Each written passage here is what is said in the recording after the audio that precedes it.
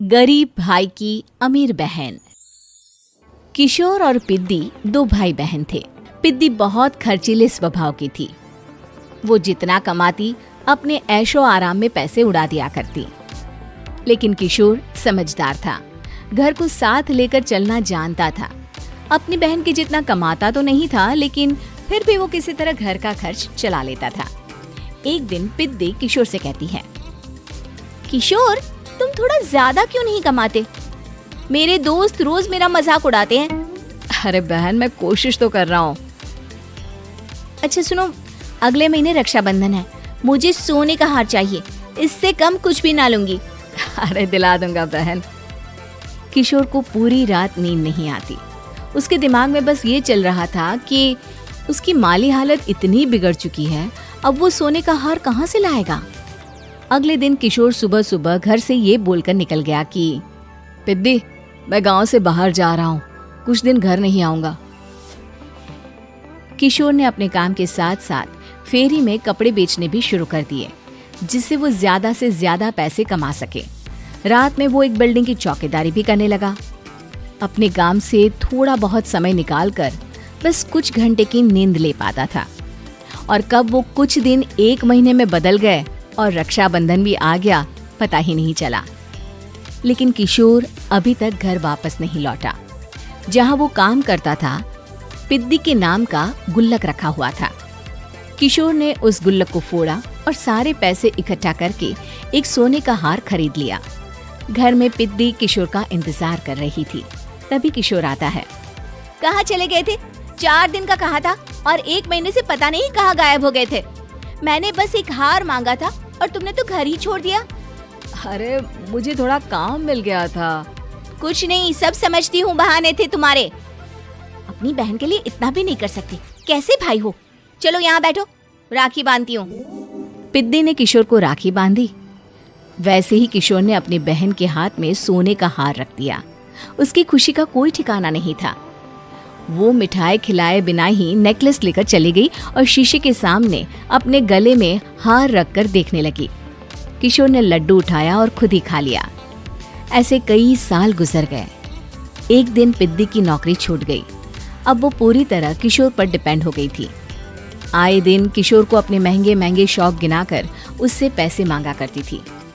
किशोर, कुछ पैसे देना, मुझे पार्लर जाना है।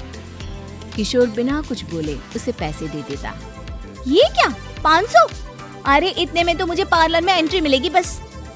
अच्छा, देता हूँ ना ज्यादा। कैसे भाई हो, अपनी बहन के लिए इतना भी नहीं कर सकते। किशोर ने जेब से 2000 का नोट निकाला और उसे दे दिया। किशोर गरीबी में रह लेता था, लेकिन अपनी बहन को कभी कोई कमी नहीं होने देता था। बेटा, पिद्दी तुम्हारी बहन है, उसे कभी किसी चीज की कमी मत होने देना और उसका ध्यान रखना, क्योंकि भाई का फर्ज होता है अपनी बहन का ध्यान रखना। किशोर ने माँ की कही ये बात हमेशा के लिए याद कर ली थी।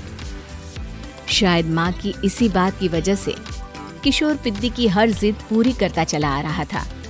किशोर, आज मैं अपने दोस्तों के साथ पार्टी करने जा रही हूँ, मुझे कुछ पैसे दो ना।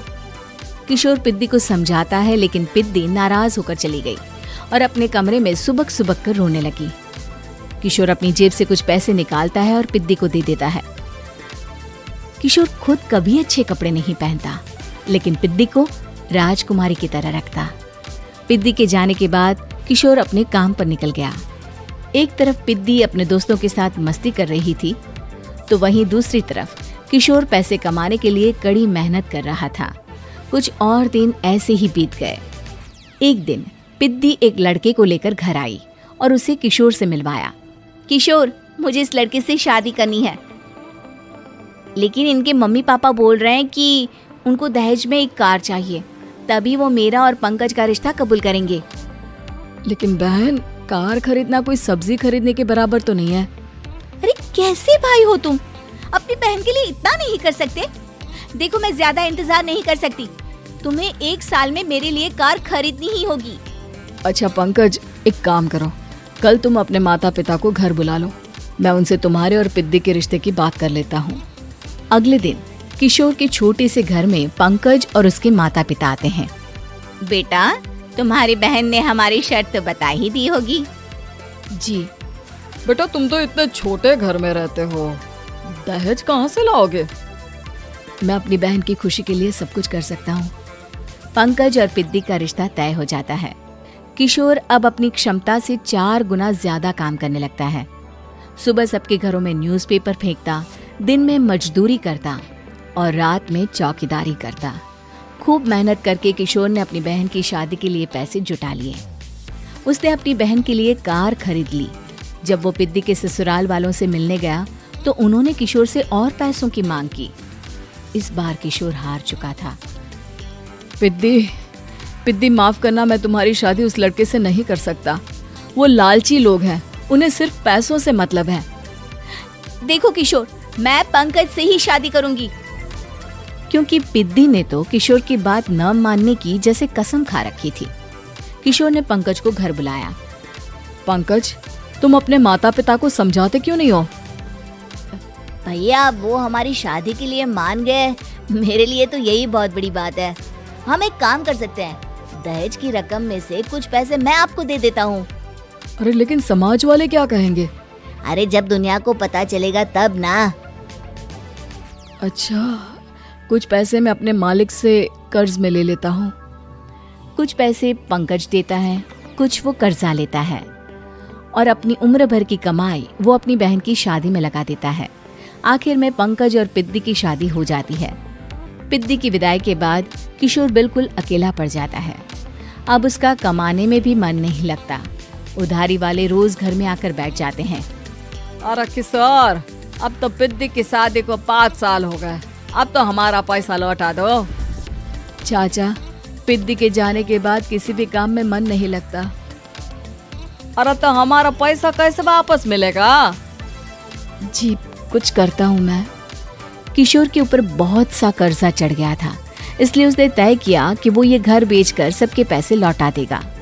अगली सुबह शहर के किसी साहूकार को उसने अपना घर बेच दिया और सबके पैसे लौटा के वो गांव छोड़कर चला गया। पिद्दी ने शादी के बाद कभी अपने भाई का हाल तक नहीं पूछा। किशोर को फर्क नहीं पड़ता था, बस ससुराल में उसकी बहन खुश है ये जानकर उसे खुद की खुशी मिलती थी और ये सोचकर कि उसने माँ से किया हुआ वादा पूरा कर दिया।